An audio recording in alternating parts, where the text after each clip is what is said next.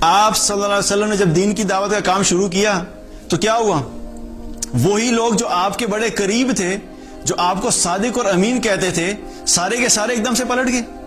ان میں سے اکثر نے آپ کے نہ صرف تنقید کی بلکہ مخالفت شروع کر دی. ایموشنل ٹارچر دیا گیا، فزیکل ٹارچر دینے کی کوشش کی گئی. آپ صلی اللہ علیہ وسلم کو عجیب عجیب باتیں کہی گئی، کوئی شاعر کہنے لگ گیا، کوئی مجنون کہنے لگ گیا معاذ اللہ. لیکن کیا ہوا؟ آپ صلی اللہ علیہ وسلم نے ان کی تنقید کی وجہ سے دین کا کام تو نہیں چھوڑا. اسی طریقے سے آپ صلی اللہ علیہ وسلم جب مدینہ پہنچے تو وہاں پر بھی تنقید ہوئی. وہاں پر منافقین آپ کے اگینسٹ ہو گئے.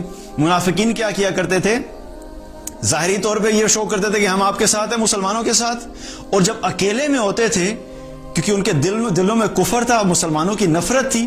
اب وہ نفرت پبلکلی مسلمانوں کے سامنے تو شو نہیں کر سکتے تھے، لیکن جب وہ اکیلے میں بیٹھے ہوتے تھے تو ان کی جو نفرت ہوتی تھی جو ہے وہ باہر ابھرتی تھی.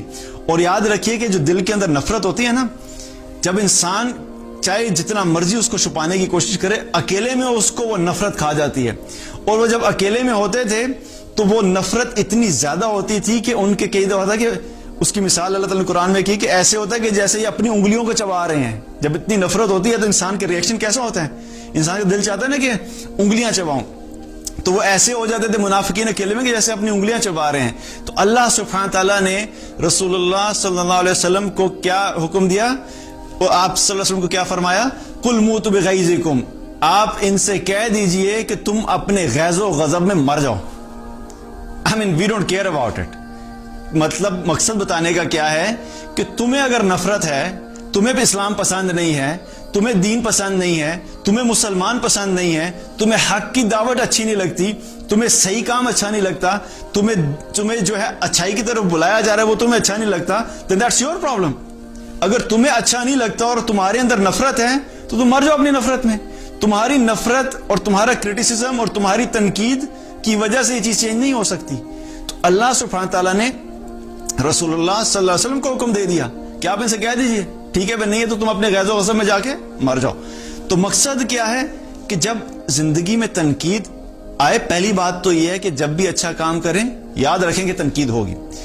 کام تو دور کی بات ہے، کچھ بھی ہو.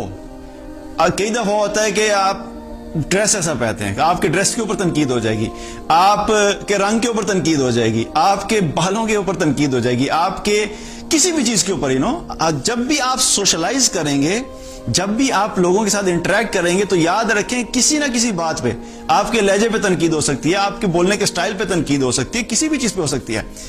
جو لوگ اپنی زندگی میں لوگوں کی تنقید کو بہت زیادہ سیریس لیتے ہیں اور ہر چیز کے اوپر بہت زیادہ اپنے اوپر سوار کرتے ہیں، یاد رکھیں اپنی زندگی میں ہمیشہ ڈپریشن میں رہتے ہیں. تو ایک بہت بڑی وجہ اکثر لوگوں کی کیا ہے کہ جو غمگین ہو جاتے ہیں یا ڈپریس ہو جاتے ہیں وہ یہ ہوتا ہے کہ وہ لوگوں کی تنقید کا بہت زیادہ اثر لیتے ہیں. تو اس چیز کو اپنی زندگی سے نکالنا ہے. پہلی چیز کیا؟ میک شور کرنا ہے کہ آپ جو کام کر رہے ہیں وہ ٹھیک کر رہے ہیں. اگر آپ ٹھیک کام کر رہے ہیں، صحیح کر رہے ہیں، کام غلط نہیں ہے تو کوئی مسئلہ نہیں. کیونکہ غلط کام کے اوپر بھی اگر تنقید ہو رہی ہے تو ڈبل ڈیزاسٹر ہے. پہلی چیز ہے کہ آپ کام غلط کر رہے تھے، اس کا پریشر. دوسری چیز ہے کہ پھر لوگوں کی تنقید آ گئی، اس کا پریشر. تو ایسا شخص چاہے ظاہری طور پہ جتنا مرضی شو کرے کہ میں بالکل ٹھیک ہوں، لیکن وہ اندر سے کیا ہوتا ہے؟ وہ اندر سے سٹینڈ نہیں کر سکتا، یہ دو چیزوں کو ہینڈل نہیں کر سکتا. تو پہلی چیز کیا ہے؟ میک شور کر لیں کہ آپ جو کام کرنے جا رہے ہیں، جو بھی اپنی لائف میں آپ چینج چاہتے ہیں یا کوئی چیز آپ کرنا چاہ رہے ہیں، آپ دین کا کام کرنا چاہ رہے ہیں، آپ کوئی جاب کرنا چاہ رہے ہیں، آپ کوئی بزنس کرنا چاہ رہے ہیں، آپ کوئی اچھا کام شروع کرنا چاہ رہے ہیں، آپ کوئی ویلفیئر کا کام شروع کرنا چاہ رہے ہیں، کوئی بھی چیز آپ اپنی لائف میں کرنا چاہ رہے ہیں، پہلی چیز آپ میک شور کریں کہ وہ چیز ٹھیک ہونی چاہیے. اور دوسری چیز یہ کریں کہ اب ٹھیک ہے تو پھر آپ نے لوگوں کی طرف نہیں دیکھنا، آپ اپنے کام پہ فوکس ہو کے چلتے رہیں. چاہے تنقید آتی ہے تو آنے دے، اس تنقید کو ایک پہاڑ کی طرح کھڑے ہو کے فیس کرنا ہے. کیونکہ تنقید کی وجہ سے آپ کام نہیں روک سکتے.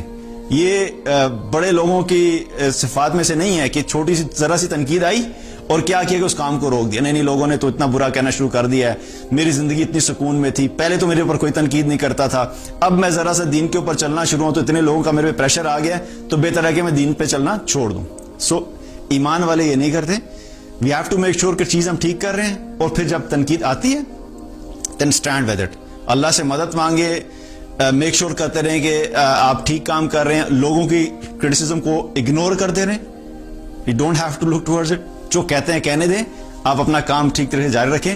جب آپ لوگوں کی تنقید کو امپورٹینس نہیں دیں گے تو آپ دیکھیں گے کہ آپ کی لائف میں خود ہی آہستہ آہستہ کیا ہوگا کہ اسٹریس سے لیول کم ہونا شروع ہو جائے گا. کیونکہ آپ جب لوگوں کی تنقید کو اگنور کر دیں گے تو آٹومیٹکلی آپ کی زندگی میں سکون آنا شروع ہو جائے گا.